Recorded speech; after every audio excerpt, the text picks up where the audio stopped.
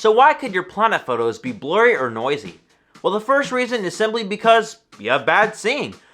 Seeing is a very key factor in planetary astrophotography, just because if you have high atmospheric clouds, like, clouds you can't see, the radar will show these, but your eye can't see it. If you have very bad atmospheric seeing, you're going to get a much wobblier planet. It's going to be dimmer and resulting in less detail. Oh, and I didn't mention, if it has bad seeing, you're not going to get good focus. I tried. You can't get good focus at all. The second reason why is because your telescope is not in good collimation. This is a very bad mistake I made back then. If your telescope is not in good collimation, I don't care if you have a Schmidt, Cassegrain, Newtonian, if it's not good in collimation, it's going to be blurry because it's going to be oddly shaped. Plus, you're not going to get sharp details. It's just going to be a blurry mess. Plus, it's really hard to focus as well, similar to seeing. Hard to focus. The third reason is because you did not take enough frames during the image acquisitioning stage. If you didn't take enough frames, well, that's not very good, because I would recommend for Mars at least 50,000 frames. You need like an hour of imaging at least, I'd say. So the reason why you want to take more frames is because you want to get rid of that atmospheric seeing issue. So if you have, let's say 5,000 frames, you can think you could just stack them all, right? And it would be the same as stacking 5,000 and 50,000 frames, same as stacking 5,000, 5,000. Problem is that you're going to get all those bad frames inside of that you caught, instead of just getting those 5,000 of those 50,000 that you caught that were really good. Does that make sense? I hope it makes sense, because I have no other better way of explaining it. The third reason is because you stack too many frames, and this relates back to the last reason. Stacking too many frames will result in blurrier photos because of bad seeing, or you just stack too many frames to make it get rid of the noise too much. Like if you stack all good frames, even though they're all really good, you stack too many of them, you're gonna smooth everything over. And plus, the planet's gonna rotate, so you're gonna also get atmospheric, the planet rotating smear effect, if that makes sense. The fifth reason, here's a very simple one. You're out of focus.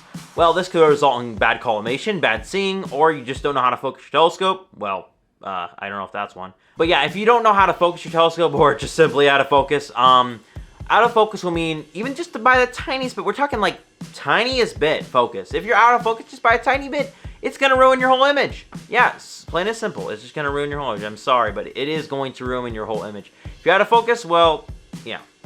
I have nothing else to say. You gotta make sure it's in focus. The sixth reason is because you use too much power, or oversampling. This is a problem I used to make, so yes, I'm guilty of this.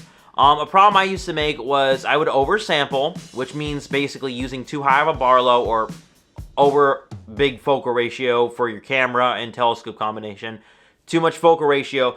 Basically, you're losing a lot of light gathering ability if you have a small aperture telescope. So oversampling means you're making the image too big to where your telescope can't handle it, depending on your aperture. Especially if you have a small aperture telescope, oversampling is a very common problem. So in order to fix oversampling, just take that Barlow off, make it a smaller Barlow, or have no Barlow at all. Especially if you have a 5-inch like I did, have no Barlow at all.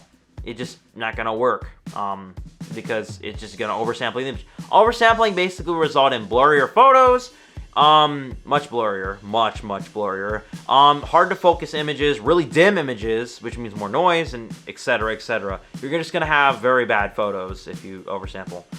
That brings me to my very last tip is undersampling.